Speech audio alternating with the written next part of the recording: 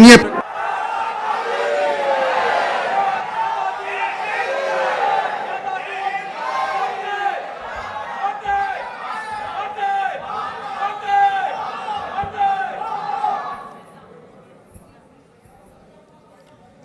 भारत माता की, भारत माता की।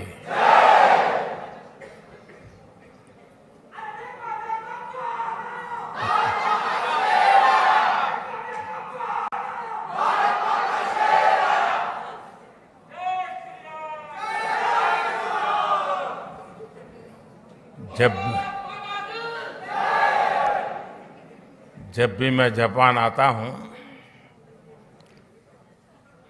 तो मैं हर बार देखता हूं कि आपकी स्नेह वर्षा हर बार बढ़ती ही जाती है।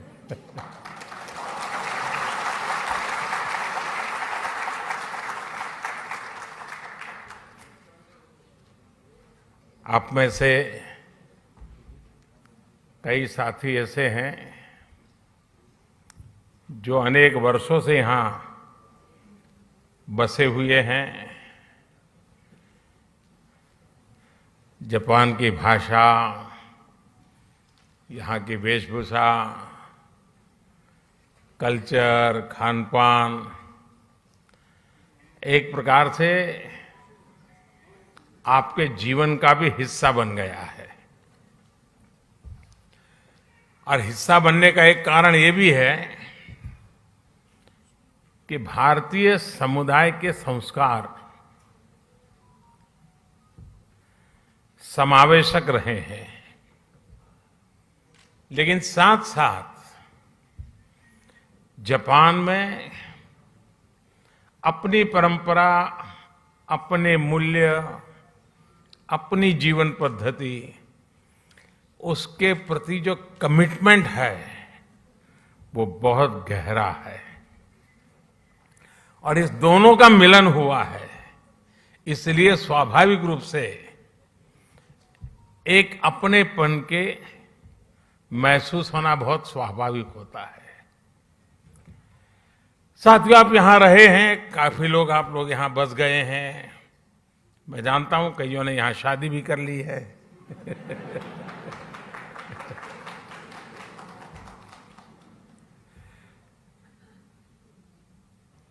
लेकिन ये भी सही है कि इतने सालों से यहां जुड़ने के बावजूद भी भारत के प्रति आपकी श्रद्धा, भारत के संबंध में जब अच्छी खबरें आती हैं तो आपकी खुशियों का पार नहीं रहता है, होता है ना। और कभी कोई बुरी खबर आ जाए तो सबसे ज्यादा दुखी भी आप ही होते हैं। ये विशेषता है हम लोगों की कि हम कर्म भूमि से तन मन से जुड़ जाते हैं, खप जाते हैं, लेकिन मातृभूमि के जो जड़ों से जुड़ाव है उससे कभी दूरी नहीं बनने देते हैं। और यही हमारा सबसे बड़ा सामर्थ्य है। साथियों, स्वामी विवेकानंद जी जब अपने ऐतिहासिक संबोधन के लिए शिकागो जा रहे थे तो उससे पहले वो जापान आए थे। और जापान ने उनके मन मंदिर में, उनके मन मस्तिष्क पर एक गहरा प्रभाव छोड़ा था। जापान के लोगों की देशभक्ति, जापान के लोगों का आत्मविश्वास, यहाँ का अनुशासन, स्वच्छता के लिए जापान के लोगों की जागरूकता, विवेकानंद जी इसकी खुल करके प्रशंसा की थी। गुरुदेव रविंद्रनाथ जी टैगोर ये भी कहते थे, जापान एक ऐसा देश है जो एक ही साथ प्राचीन भी है और आधुनिक भी है। और टैगोर ने कहा था, Japan has come out of the immemorial east like a lotus blossoming in easy grace. All the while, keeping its firm hold upon the profound depth for which it has sprung. यानी कहना वो चाहते थे कि Japan कमल के फूल की तरह जितनी मजबूती से अपनी जड़ों से जुड़ा है, उतनी ही भव्यता से वो हर तरफ सुंदरता को भी बढ़ाता है। हमारे इन महापुरुषों की ऐसी ही पवित्र भावनाएं जापान के साथ हमारे संबंधों की गहराइयों को स्पष्ट करती हैं। साथियों, इस बार जब मैं जापान आया हूं तो हमारे डिप्लोमेटिक संबंधों को 70 साल होने जा रहे हैं, 7 दशक। साथियों, आप भी यहां रहते हुए अनुभव करते होंगे, हिंदुस्तान में भी हर कोई अनुभव करता है कि भारत और जापान नेचुरल पार्टनर है। भारत के विकास में, भारत की विकास यात्रा में जापान की महत्वपूर्ण भूमिका रही है। जापान से हमारा रिश्ता आत्मीयता का है, अध्यात्म का है। जापान से हमारा रिश्ता सहयोग का है, अपनेपन का है। और इसलिए एक प्रकार से इस रिश्ता हमारा सामर्थ्य का है, ये रिश्ता सम्मान का है, और ये रिश्ता विश्व के लिए साझे संकल्प का भी है। जापान से हमारा रिश्ता बुद्ध का है, बोध का है, ज्ञान का है। हमारे महाकाल है तो जापान में दाइकोकुतेन है। हमारे ब्रह्मा है तो जापान में बोनतेन है। हमारी मां सरस्वती है तो जापान में बेंजाइतेन है। हमारी महादेवी लक्ष्मी है तो जापान में किचिजोतेन है। तो हमारे गणेश हैं तो जापान में कानगीतेन है। जापान में अगर जैन की परंपरा है तो हम ध्यान को, मेडिटेशन को आत्मा से साक्षात्कार का माध्यम मानते हैं। 21वीं सदी में भी भारत और जापान के इन सांस्कृतिक संबंधों को हम पूरी प्रतिबद्धता के साथ आगे बढ़ा रहे हैं। और मैं तो काशी का सांसद हूं और बड़े गर्व से कहना चाहूंगा कि जापान के पूर्व प्रधानमंत्री श्री आबे जब काशी आए थे तब उन्होंने एक बहुत बढ़िया सौगात काशी को दी। काशी में जापान के सहयोग से बना रुद्राक्ष, और जो मेरी कभी कर्मभूमि रही वो अहमदाबाद में जैन गार्डन और काइजन एकेडमी, ये ऐसी बातें हैं जो हमें कितनी निकट लाती हैं। यहां आप सभी जापान में रहते हुए इस ऐतिहासिक बंधन को और मजबूत बना रहे हैं और सशक्त कर रहे हैं। साथियों, आज की दुनिया को भगवान बुद्ध के विचारों पर, उनके बताए रास्ते पर चलने की शायद पहले से ज्यादा जरूरत है।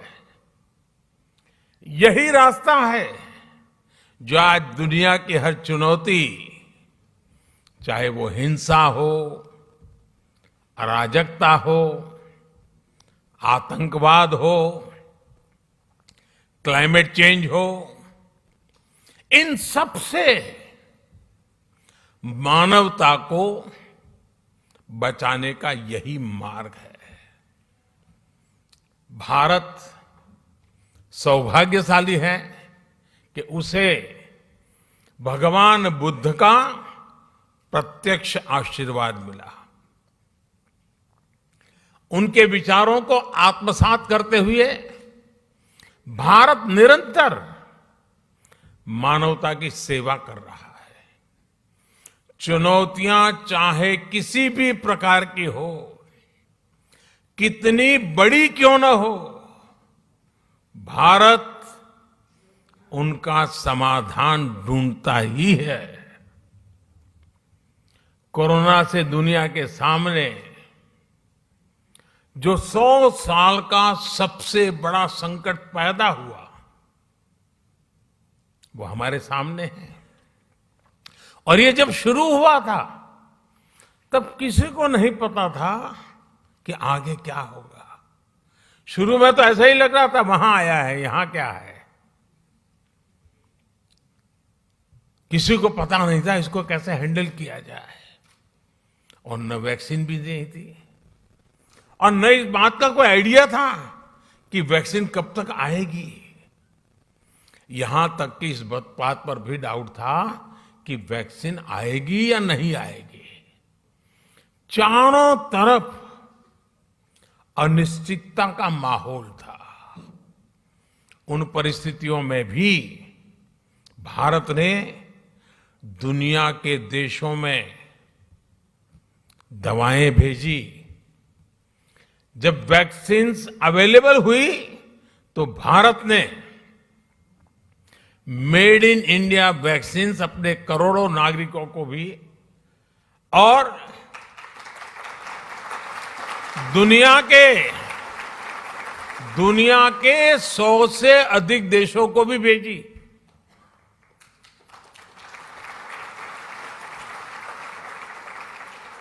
साथियों, अपनी स्वास्थ्य सेवाओं को और बेहतर बनाने के लिए भारत अभूतपूर्व निवेश कर रहा है। दूर सुदूर क्षेत्रों में भी स्वास्थ्य सुविधाएं पहुंचे, इसके लिए देश भर में लाखों नए वेलनेस सेंटर्स बनाए जा रहे हैं। आपको ये जानकर के भी खुशी होगी, शायद आज आपने भी सुना होगा, वर्ल्ड हेल्थ ऑर्गेनाइजेशन WHO ने भारत की आशा वर्कर्स, आशा बहनों को director generals global health leader award से सम्मानित किया है।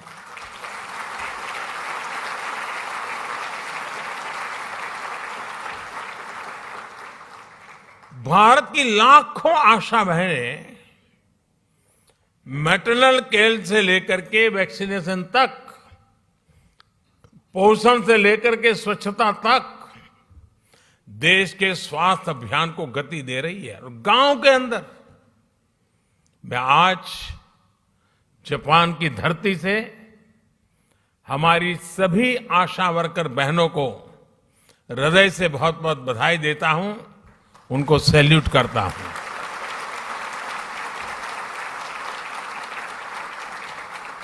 साथियों, भारत आज किस तरह वैश्विक चुनौतियों का मुकाबला करने में मदद कर रहा है, इसका एक और उदाहरण एनवायरनमेंट का भी है। आज क्लाइमेट चेंज विश्व के सामने मौजूद एक महत्वपूर्ण संकट बन गया है।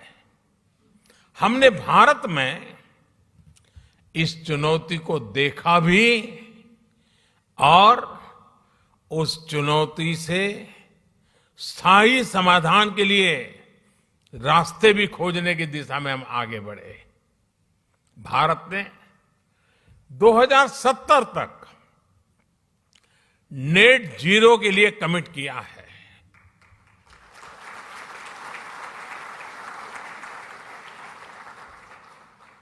हमने इंटरनेशनल सोलर अलायंस जैसे ग्लोबल इनिशिएटिव का भी नेतृत्व किया। क्लाइमेट चेंज के कारण दुनिया पर नेचुरल डिजास्टर्स का खतरा भी बढ़ गया है। इन डिजास्टर्स के खतरों को, उनके प्रदूषण के दुष्प्रभावों को जापान के लोगों से ज्यादा बेहतर और कौन समझ सकता है। प्राकृतिक आपदाओं से जापान ने लड़ने की क्षमता भी बना दी है। जिस तरह जापान के लोगों ने इन चुनौतियों का सामना किया है, हर समस्या से कुछ न कुछ सीखा है, उसका समाधान खोजा है और व्यवस्थाएं भी विकसित की है, व्यक्तियों का भी उस प्रकार से संस्कार किया है। यह अपने आप में सराहनीय है। इस दिशा में भी भारत ने सीडीआरआई यानी coalition for disaster resilient infrastructure में लीड ली है। साथियों, भारत आज ग्रीन फ्यूचर, ग्रीन जॉब्स के लिए, कैरियर रोडमैप के लिए भी बहुत तेजी से आगे बढ़ रहा है। भारत में इलेक्ट्रिक मोबिलिटी को व्यापक प्रोत्साहन दिया जा रहा है। ग्रीन हाइड्रोजन को हाइड्रोकार्बन का विकल्प बनाने के लिए विशेष मिशन शुरू किया गया है। बायोफ्यूल से जुड़ी रिसर्च और इंफ्रास्ट्रक्चर के निर्माण पर बहुत बड़े स्केल पर काम चल रहा है। भारत ने इस दशक के अंत तक अपनी टोटल इंस्टॉल्ड पावर कैपेसिटी का 50% नॉन फॉसिल फ्यूल से पूरा करने का संकल्प लिया है।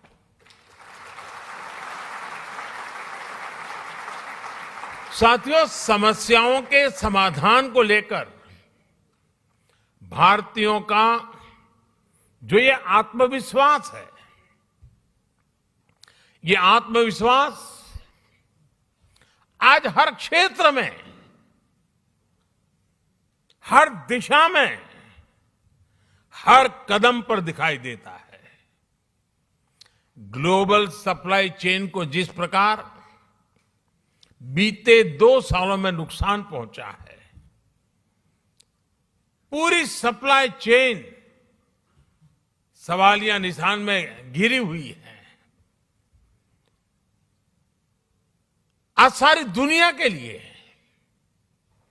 यह अपने आप में एक बहुत बड़ा संकट बना हुआ है। भविष्य में ऐसी स्थिति से बचने के लिए हम आत्मनिर्भरता के संकल्प के साथ आगे बढ़ रहे हैं।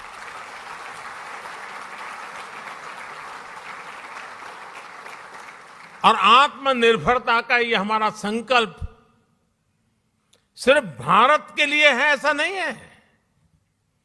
ये एक stable, trusted global supply chain के लिए भी बहुत बड़ा इन्वेस्टमेंट है। आज पूरी दुनिया को यह एहसास हो रहा है कि जिस स्पीड और स्केल पर भारत काम कर सकता है वो अभूतपूर्व है। दुनिया को आज ये भी दिख रहा है कि जिस स्केल पर भारत अपनी इंफ्रास्ट्रक्चर और इंस्टीट्यूशनल कैपेसिटी बिल्डिंग उस पर जो जोर दे रहा है यह भी अभूतपूर्व है। मुझे खुशी है कि हमारी इस कैपेसिटी के निर्माण में जापान एक अहम भागीदार है। Mumbai Ahmedabad high speed rail हो,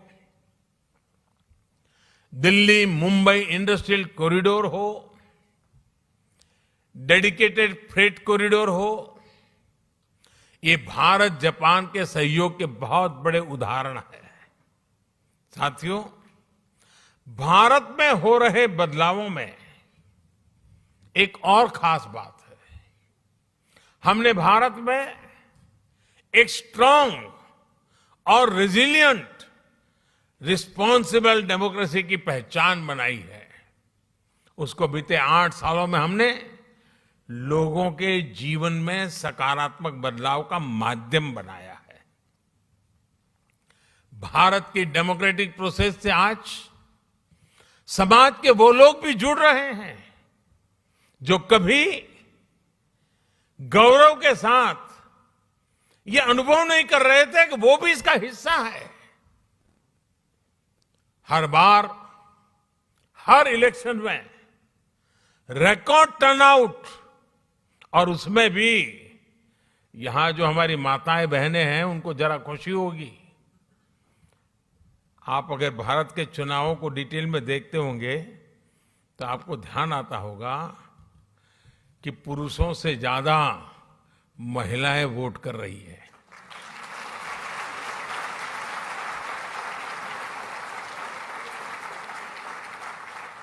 ये इस बात का प्रमाण है कि भारत में डेमोक्रेसी सामान्य से सामान्य नागरिकों के हकों के प्रति कितनी सजग है, कितनी समर्पित है और हर नागरिक को कितना सामर्थ्यवान बनाती है। साथियों, मूल सुविधाओं के साथ साथ हम भारत के एस्पिरेशन को भी नई बुलंदी दे रहे हैं, नया आयाम दे रहे हैं। भारत में इंक्लूसिवनेस का, लीकेज प्रूफ गवर्नेंस का, यानी एक ऐसी डिलीवरी व्यवस्था, टेक्नोलॉजी का भरपूर उपयोग करते हुए एक ऐसे मैकेनिज्म को विस्तार किया जा रहा है ताकि जो जिस चीज का हकदार है वो बिना मुसीबतें, बिना कोई सिफारिश को, बिना कोई करप्शन किए अपने हक को प्राप्त कर सकता है, और उसमें हम पूरी ताकत से जुटे हुए हैं।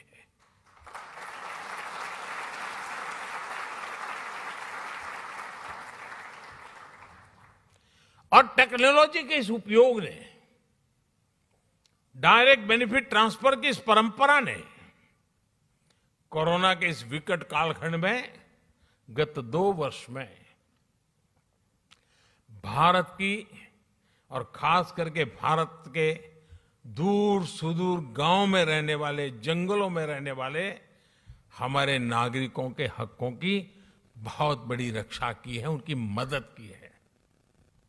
साथियों, भारत का बैंकिंग सिस्टम इन मुश्किल हालात में भी निरंतर चलता रहा, और उसका एक कारण भारत में जो डिजिटल रिवॉल्यूशन आया है, डिजिटल नेटवर्क की जो ताकत बनी है, उसका ये परिणाम मिल रहा है। और आपको साथियों जानकर के खुशी होगी, पूरी दुनिया में जो डिजिटल ट्रांजैक्शन होते हैं ना, कैशलेस, यहां जापान में तो आप लोग टेक्नोलॉजी से भली भांति परिचित रहते हैं, लेकिन ये बात सुनकर के आनंद होगा, आश्चर्य होगा और गर्व होगा। पूरे विश्व में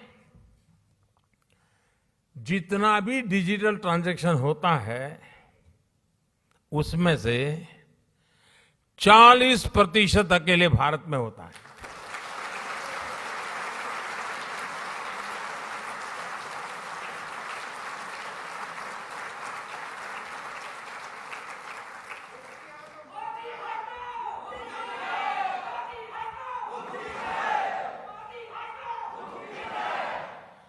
कोरोना के शुरुआती दिनों में जब सब बंद था, उस संकट के कालखंड में भी भारत सरकार एक क्लिक बटन दबा करके एक साथ करोड़ों भारतीयों तक आसानी से उनके लिए जो मदद पहुंचानी है पहुंचा पाते थे।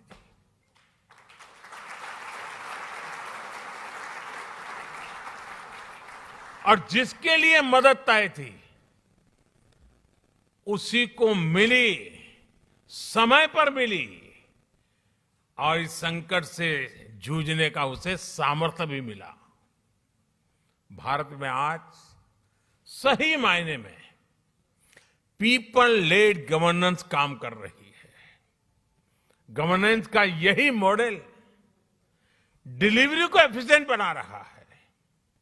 यही डेमोक्रेसी पर निरंतर मजबूत होते विश्वास का सबसे बड़ा कारण है।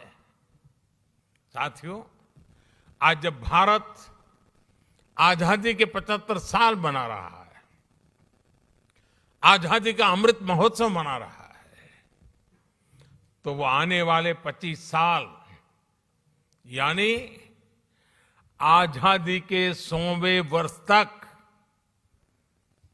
हिंदुस्तान को हमें कहां पहुंचाना है, किस ऊंचाई को प्राप्त करना है, विश्व में हमारे झंडा कहां कहां कैसे कैसे गाड़ना है, आज हिंदुस्तान उस रोड मैप तैयार करने पर लगा हुआ है।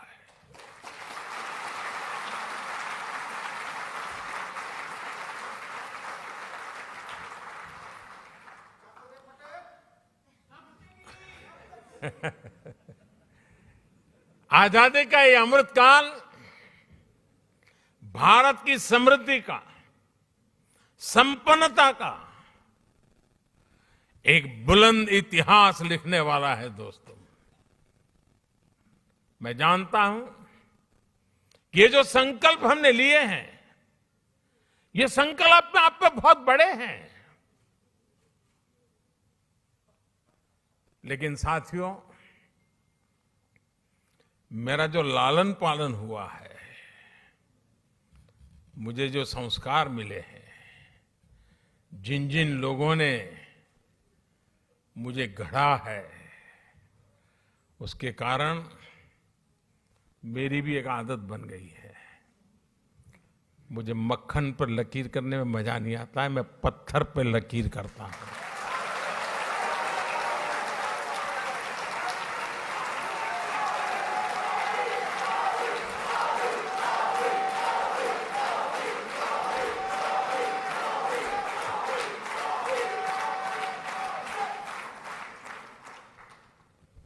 लेकिन साथियों, सवाल मोदी का नहीं है। आज हिंदुस्तान से 130 करोड़ लोग, और मैं जापान में बैठे हुए लोगों के भी आंखों में वही देख रहा हूं, आत्मविश्वास। 130 करोड़ देशवासियों का आत्मविश्वास, 130 करोड़ संकल्प, 130 करोड़ सपने, और इस 130 करोड़ सपनों को पूर्ण करने का ये विराट सामर्थ्य परिणाम निश्चित लेके रहेगा। दोस्तों, हमारे सपनों का भारत हम देख के रहेंगे।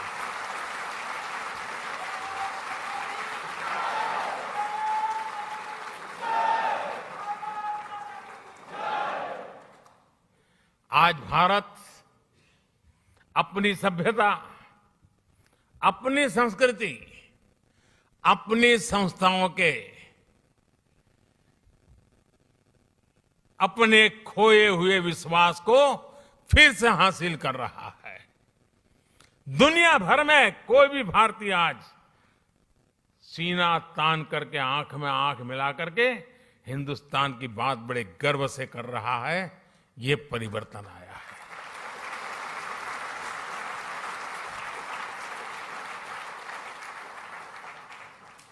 आज मुझे यहां आने से पहले भारत की महानताओं से प्रभावित कुछ लोग जो अपना जीवन खपा रहे हैं, ऐसे लोगों के दर्शन करने का मुझे मौका मिला,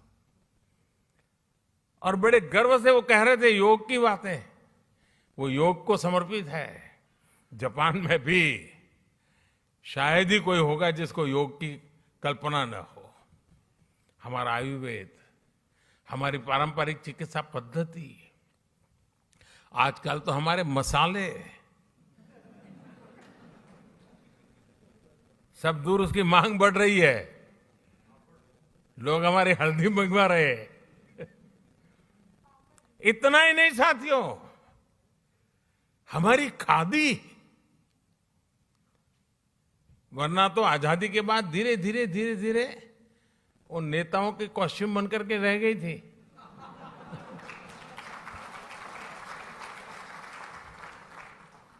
आज पुनर्जीवन हो गया है। खादी ग्लोबल बन रही है जी।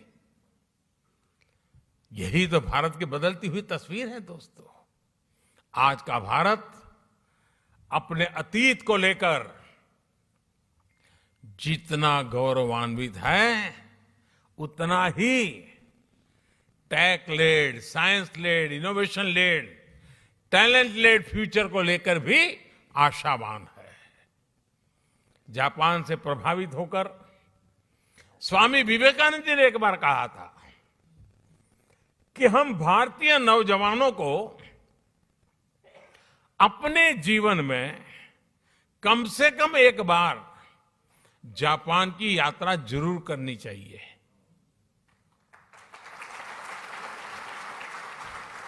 आप लोग ये वाक्य पढ़ करके आएंगे हो ऐसा मैं तो नहीं मानता हूं, लेकिन विवेकानंद जी ने भारत के लोगों को कहा था कि भाई एक बार देखकर तो आओ जापान है कैसा।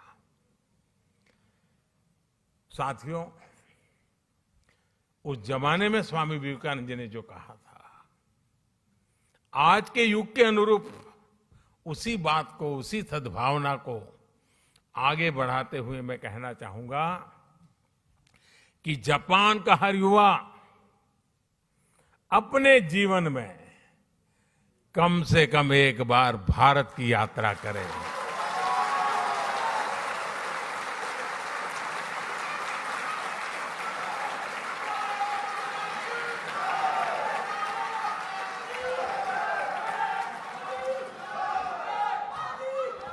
आपने अपनी स्किल से, अपने टैलेंट से, अपनी एंटरप्रेन्योरशिप से जापान की इस महान धरती को मंत्रमुग्ध किया है।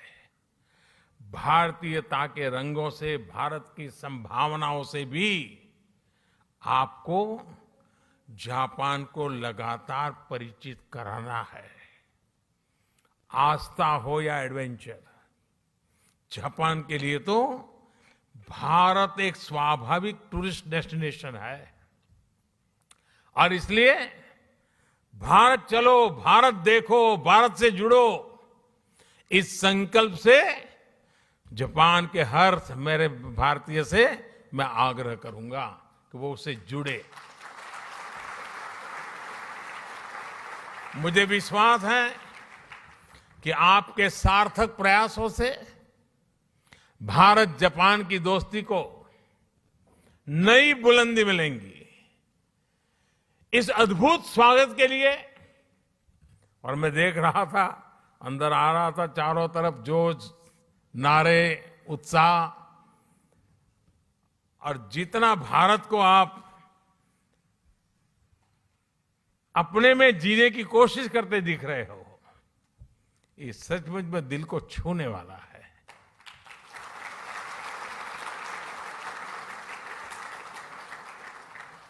आपका ये प्यार, ये स्नेह हमेशा बना रहे। इतनी बड़ी तादाद में आकर के, और मुझे बताया गया कि जापान में से सिर्फ टोक्यो से नहीं, बाहर से भी कुछ साथी आज आए हैं। पहले मैं आया करता था, इस बार नहीं आ पाया तो आप भी आ गए। लेकिन मुझे अच्छा लगा, आप सबके दर्शन करने का अवसर मिला। मैं फिर एक बार आप सबका बहुत बहुत धन्यवाद करता हूं, हृदय से आभार व्यक्त करता हूं।